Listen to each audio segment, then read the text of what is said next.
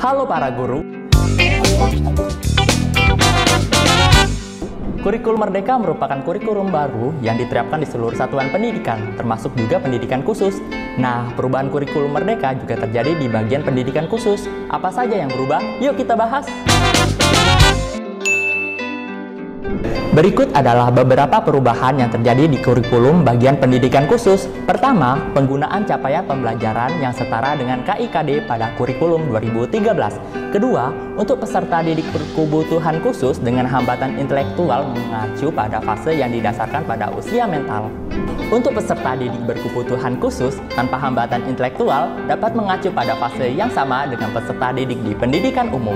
Yang terakhir, pada kurikulum 2013, KIKD disusun untuk perketunaan, sedangkan kurikulum Merdeka hanya menggunakan 1 CP untuk semua ketunaan. Capaian pembelajaran pendidikan khusus disusun berdasarkan CP reguler yang telah dimodifikasi dan disesuaikan dengan karakteristik dan kebutuhan ABK. Nah, CP di sini bersifat fleksibel. Hal tersebut dikarenakan CP dibuat secara global dan dapat diterapkan untuk semua ketunaan dengan patokan kondisi anak berhambatan intelektual. Untuk peserta didik yang tidak memiliki hambatan intelektual dapat tetap menggunakan CP yang sama dengan satuan pendidikan reguler.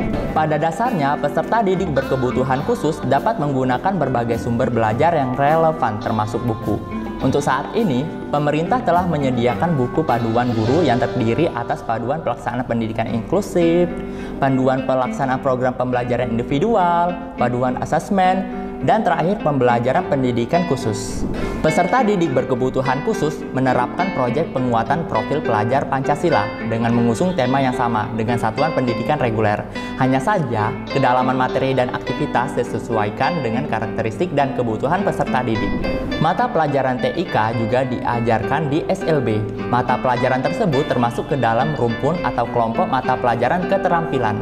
Berbeda dengan kurikulum sebelumnya yang dapat memilih minimal 2 jenis keterampilan. Pemilihan 1 jenis keterampilan dimaksudkan agar peserta didik lebih fokus mendalami satu keterampilan secara utuh, sehingga mereka menjadi lulusan yang siap kerja. Sedangkan saat di kelas 7, peserta didik masih dapat memilih minimal 2 jenis keterampilan dari 20 jenis keterampilan yang ada. Prinsip penyusunan alur tujuan pembelajaran di SLB sama dengan satuan pendidikan reguler. Yang membedakan adalah ATP untuk anak dengan hambatan intelektual. ATP yang diturunkan dari capaian pembelajaran pendidikan khusus berlaku sama untuk semua ketunaan. Dengan demikian, tujuan pembelajaran yang disusun berlaku sama dengan pembeda pada pendekatan yang disesuaikan dengan masing-masing karakteristik ketunaan. Satuan pendidikan dapat memilih pendekatan tematik maupun mata pelajaran dalam pengembangannya. Selain itu, satuan pendidikan dapat memilih tema-tema yang kontekstual. Jadi gimana? Sudah siapkah dengan perubahan kurikulum baru? Yuk sharing di kolom komentar!